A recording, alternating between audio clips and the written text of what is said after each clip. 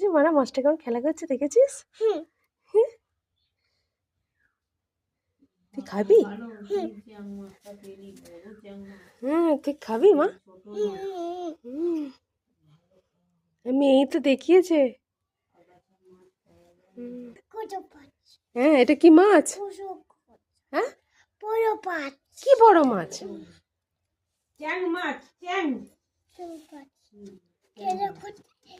খেলা করছে। তুমি এটা খাবে তো? হ্যাঁ, কি করছে মা? খেলা করছে। তুমি খেলো তো? এরকম করে তুমি খেলো?